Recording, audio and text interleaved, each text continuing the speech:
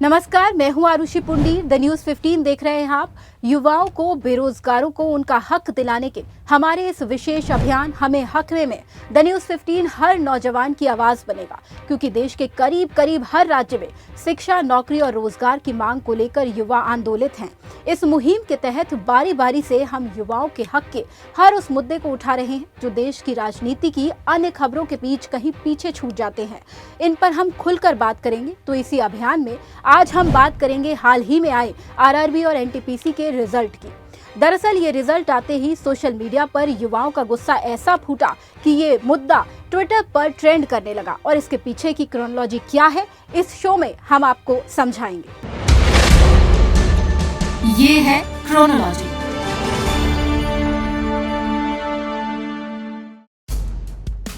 बीते दिनों RRB NTPC exam का रिजल्ट आया और रिजल्ट आते ही ये सोशल मीडिया पर ट्रेंड होने लगा।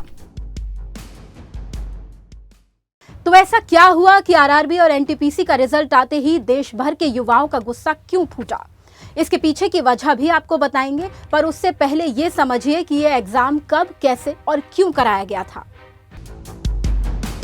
रेलवे ने फरवरी 2019 में नौकरियां ही नौकरियों वाला विज्ञापन निकाला और एनटीपीसी में 35,208 पोस्ट की वैकेंसी निकाली। दरअसल ये परीक्षा 2019 में कराई गई थी। अब इसका रिजल्ट 3 साल बाद आया तो युवाओं के सब्र का बांध टूट गया। और ये सब्र का बांध टूटता भी क्यों ना, युवाओं ने जब पेपर दिया था तो उन्हें बड़ी उम्मीदें थी कि अपनी कड़ी मेहनत का परिणाम उन्हें मिलेगा, लेकिन जब उनका ये परिणाम सालों लंबा हो गया तो जाहिर है कि ये गुस्सा फूटना तो था। ठीक वैसा ही युवाओं के साथ हुआ। 2019 में पेपर हुआ और 2022 तक रिजल्ट का वेट किया गया। जब रिजल्ट आया तो उसमें भी गड़बड़ी हो गई। अब ऐसे में इस इम्तिहान को देने वाले युवाओं के इम्तिहान का सब्र का बांध टूट गया, जिसके बाद युवाओं का रोष ऐसा निकला कि ट्विटर पर इस रोष ने तबाही मचा दी। अब ये भी जान लीजिए कि आखिर युवाओं को इस रिजल्ट से शिकायतें क्या है। क्यों देश का युवा इतनी बड़ी परीक्षा में रेलवे जैसे बड़े सिस्टम पर आरोप लगा रहा है। इस परीक्षा में लगभग 1.2 करोड़ उम्मीदवार शामिल हुए थे, जिनके रिजल्ट रीजन वेबसाइट पर जारी किए गए। सभी रीजन के रिजल्ट जारी होने के बाद स्टूडेंट्स इस रिजल्ट से नाखुश नजर आ रहे हैं। कारण है कि एक ही परीक्षार्थी को कई पदों के लिए चयनित कर लिया गया है।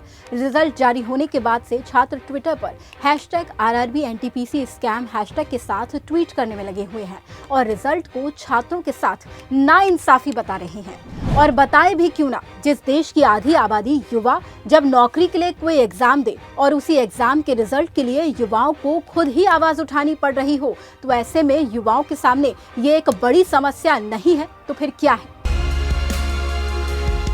बता दें कि आरआरबी एनटीपीसी एग्जाम का साल 2019 के शुरुआत से ही प्रोटेस्ट हो रहा है। मार्च 2019 में लगभग 35,000 पदों पर रेलवे एनटीपीसी की वैकेंसी आई थी, लेकिन उसके बाद परीक्षा की तारीखों का छात्रों को लंबा इंतजार करना पड़ा। प्रोटेस्ट के बाद सितंबर 2020 में CBT 1 एग्जाम की तारीख घोषित की गयी, लेकिन उसके बाद रिजल्ट के लिए भी उम्मीदवारों की तरफ से लगातार आवाज उठाई गयी।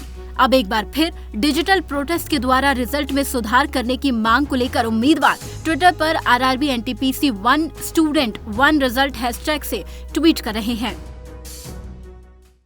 साल 2019 के फरवरी महीने में आरआरबी एनटीपीसी की वैकेंसी आई थी।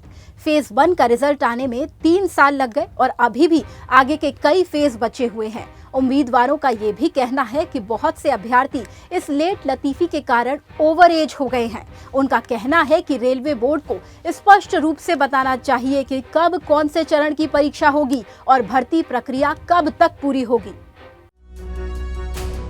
तो वहीं अब इस मुद्दे पर रेलवे का अपना एक अलग तर्क है।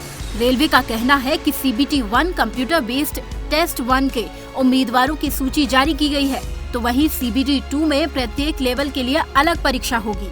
रेलवे का तर्क चाहे कुछ भी हो, लेकिन युवाओं का संघर्ष जारी है। एक तो 3 साल बाद पेपर का रिजल्ट आया, उसके बाद युवाओं के लिए इतने लंबे इंतजार के बाद रिजल्ट आना और रिजल्ट में गड़बड़ी होना उनके लिए सबसे बड़ी समस्या बना हुआ है। ऐसे में उनका भविष्य एक अंधेरी सुरंग में खोता जा रहा है।